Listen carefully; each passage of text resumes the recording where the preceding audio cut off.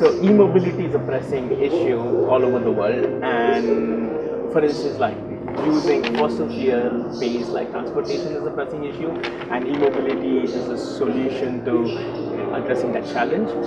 But till now it has been a very Western and urban based phenomenon.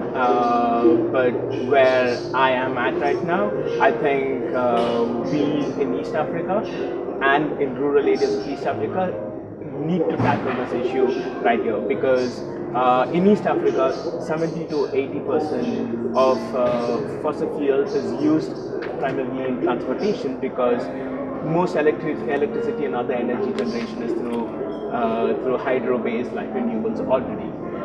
So if we need to tackle fossil fuel issues in East Africa, it has to be in transportation. And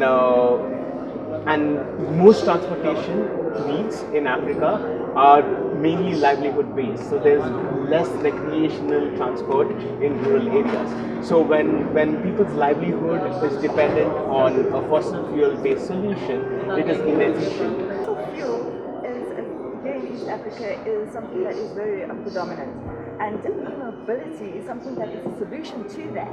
Sure, yes.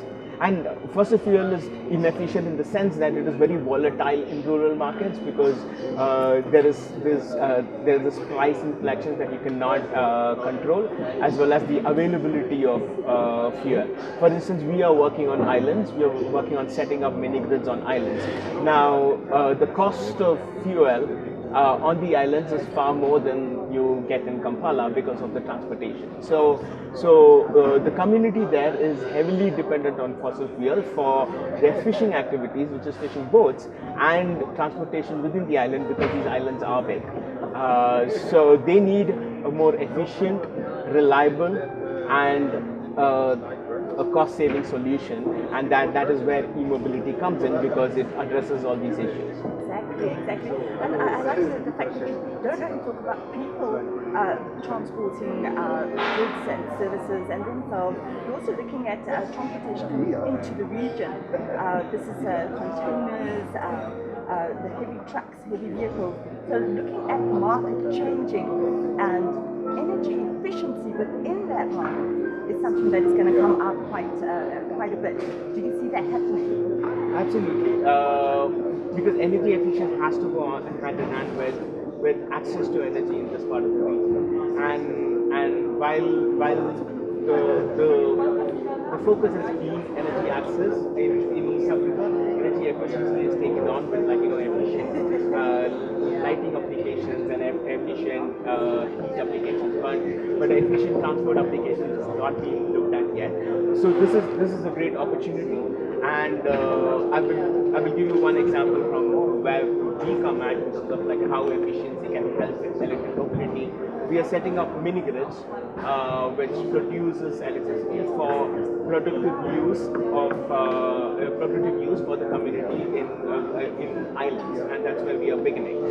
Now, while we are producing electricity for productivity there, electric mobility also becomes a major part of their productive use, because we are now testing electric boats for the fishing community, because they are right now heavily reliant on diesel. Now, how it helps us is that we can build larger plants, which is economies of scale, and therefore it's going to be much more efficient to have electric mobility as a part of the solution, as well as electric mobility relies heavily on the storage. So for a mini grid developer like us, where the electricity demand itself is very unpredictable, and it is never a flat curve in a demand curve, we can use electric mobility, which is basically a storage for after use, to flatten the demand curve, and hence making our service more efficient, and the afterlife of batteries also can be reutilized within the mini grid for other stationary applications. So overall, I think electric mobility, along with a reliable and an efficient generation source, is the way forward. It sounds like an interesting future that lays ahead of of us. Thank you so much for Absolutely. sharing that with us. Absolutely. Thank And you. thank you for watching.